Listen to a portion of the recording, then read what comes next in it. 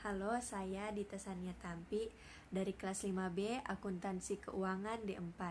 Pada saat ini saya akan menjelaskan mengenai materi tentang modal saham dan laba ditahan. Pada saat ini kita masuk dalam modal. Modal menggambarkan hak pemilik atas perusahaan yang timbul sebagai akibat penanaman yang dilakukan oleh pemilik perusahaan. Ada 3 bentuk badan usaha. Yang pertama perseorangan, yang kedua persekutuan, dan yang ketiga perseroan. Sekarang kita masuk dalam jenis-jenis saham. Jumlah dan jenis saham yang dikeluarkan oleh suatu perseroan ditetapkan dalam akte pendirian perseroan. Jika saham yang dikeluarkan hanya satu jenis, maka saham tersebut dinamakan saham biasa.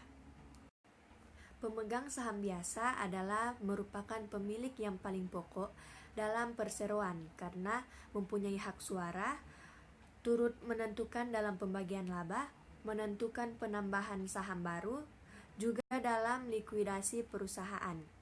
Kadang-kadang perseroan mengeluarkan lebih dari satu macam saham biasa, maka saham-saham tersebut diberi nama saham biasa A dan saham biasa B.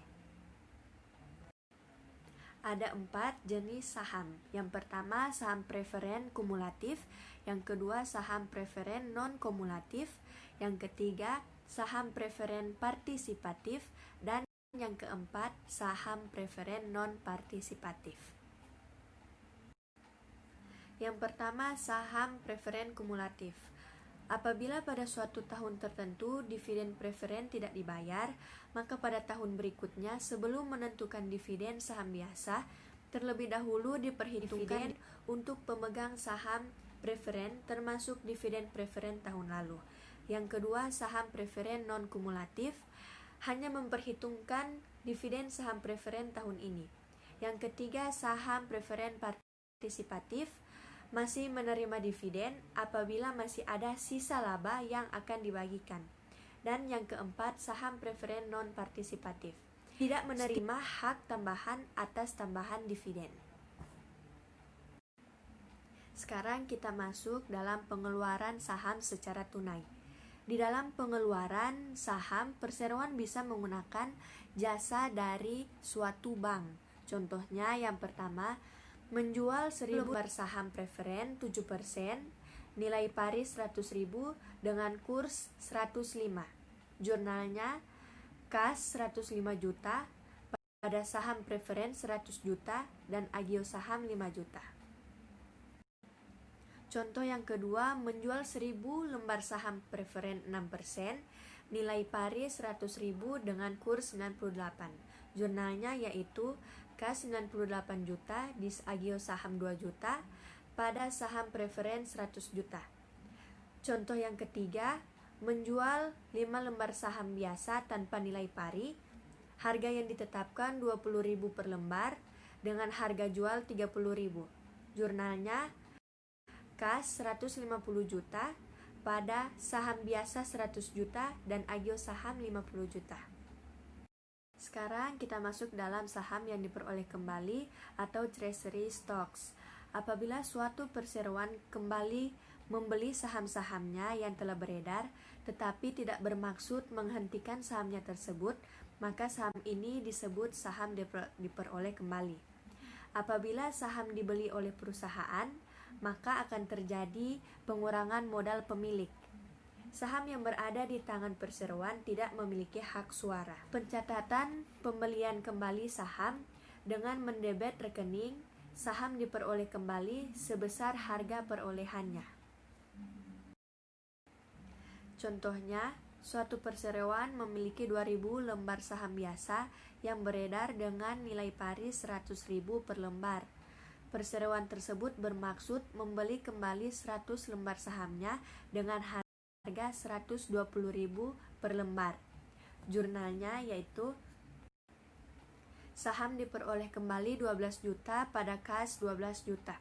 Contoh yang kedua, seandainya 50 lembar saham dari saham yang diperoleh kembali akan dijual dengan harga 130.000 per lembar.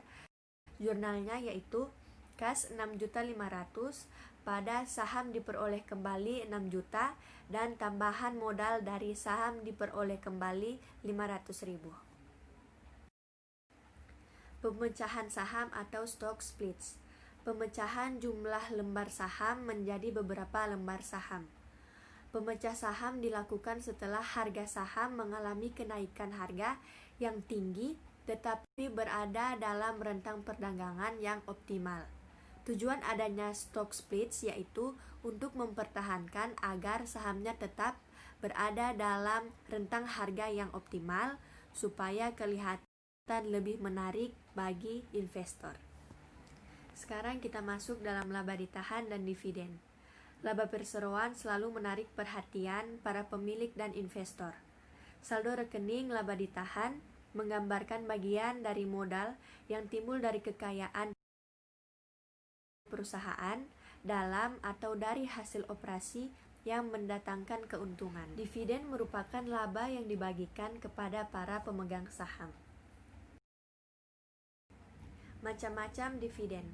Yang pertama dividen tunai dan yang kedua dividen saham. Dividen tunai, dividen yang dibayarkan dalam bentuk tunai atau kas dan pembayarannya dilakukan setahun sekali. Dividen saham dalam keadaan tertentu, suatu perseroan mungkin membayar dividen dengan sahamnya sendiri sebagai pengganti dividen tunai atau penambahan atas dividen tunai. Pada saat pembagian dividen diumumkan oleh perusahaan, perlu dibuat pencatatan untuk mengakui timbulnya utang dividen kepada para pemegang saham.